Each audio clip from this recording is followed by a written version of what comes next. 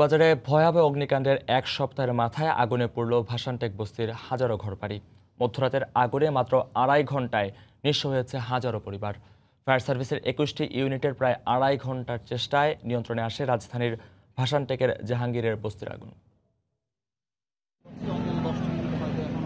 পুড়ছে ঘর, পুড়ছে বেঁচে থাকার যত অবলম্বন। রাতের আঁধারে মাত্র 2.5 ঘন্টার আগুনে পুড়ে ছাই হাজারো পরিবার। বুধবার রাত 1:30টার দিকে মিরপুর সিআরপির পেছনে আবুলের বস্তিতে হঠাৎ অগ্নিকাণ্ডের ঘটনা ঘটে। মুহূর্তেই সব ফেলে জীবন বাঁচানোর তাগিদে দিক বিদিক ছুটতে থাকে সাধারণ মানুষ। কেউ কেউ ঘরের 2-1টা সামগ্রী নিতে পারলেও বেশিরভাগেরই পুড়েছে সব। বাসায় ঘুমাইছিলাম, বুঝছেন, ঘুমানোর পরে হঠাৎ লাইতের একটা বাজে গেছে গা। এখন হঠাৎ করে একটা মায়া বাসা যায়, চিকার দিয়ে বলতেছে আগুন আগুন। 7-8 লাখ যারা যারা যান বাঁচাতে পারছে তারা ধরেন পানির মধ্যে থাকছে, কেউ আহত হয়েছে আর অনেক মানুষ আইছে না। খবর পেয়ে একের পর এক ফায়ার সার্ভিসের ইউনিট ঘটনাস্থলে পৌঁছে। শেষ পর্যন্ত 21টি ইউনিটের অব্যাহত চেষ্টায় আগুন নিয়ন্ত্রণে আসতে সময় লেগে যায় 2.5 ঘন্টা। সহজ দাহ্য বস্তু আপনারা দেখছেন, বাঁশের কুটি দিয়ে মানে ঘরগুলো তৈরি হয়েছে। পরবর্তী জন্য টিনের ফাঁকে ফাঁকে আগুন দেখা যাচ্ছে। এখন কি আপনারা আগুনটাকে নিয়ন্ত্রণে বলছেন? 100%। 21টি ইউনিট কাজ করেছে। 21টি ইউনিট কাজ করেছে।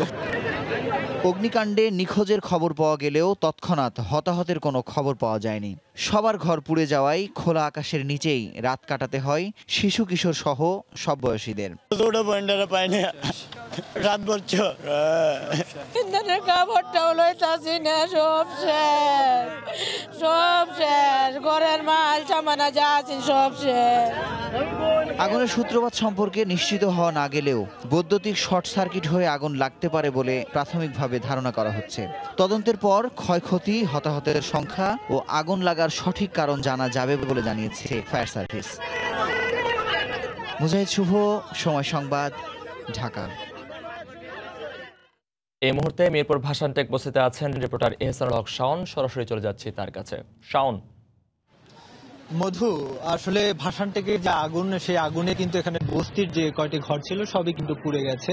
আমরা যদি বলি যে এখানকার যে মানুষ ছিল, নিম্ন আয়ের মানুষ, তাদের কিন্তু আসলে শীত, পাশাপাশি হচ্ছে গতকাল বিকেল থেকে যে আসলে যে বৃষ্টির যে ভোগান্তি, সেই ভোগান্তিও কিন্তু আসলে তাদেরকে অনেকটা ভুগিয়েছে।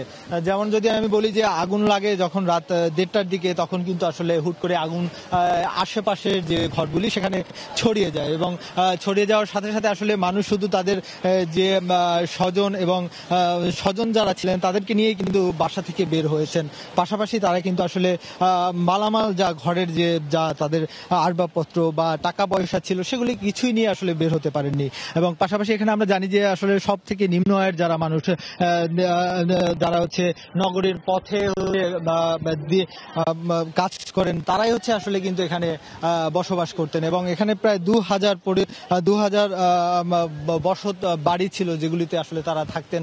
আমি যদি বলি যে এখানে যে আপনারা দেখতে পাচ্ছেন যে আসলে অগ্নিকাণ্ডের যে ঘটনায় এখানে আলো ফোটার পরে আমরা দেখেছি যে ধোঁয়া উঠছে, এখনো কিন্তু সেই ধোঁয়া উঠছে। এবং সেই রাত থেকে আগুন লাগার পর থেকে আসলে 2.5 ঘন্টা পরে যে আগুন নিয়ন্ত্রণে আসে, তারপর থেকেও কিন্তু আসলে ধোঁয়া উঠছে এবং ছোট ছোট আকারে আগুন জ্বলছে। সেই আগুন কিন্তু এখনো আসলে ফায়ার সার্ভিস নিয়ন্ত্রণে রেখে পুরো নিভিয়ে ফেলার সেই চেষ্টাটা আসলে চালিয়ে যাচ্ছেন।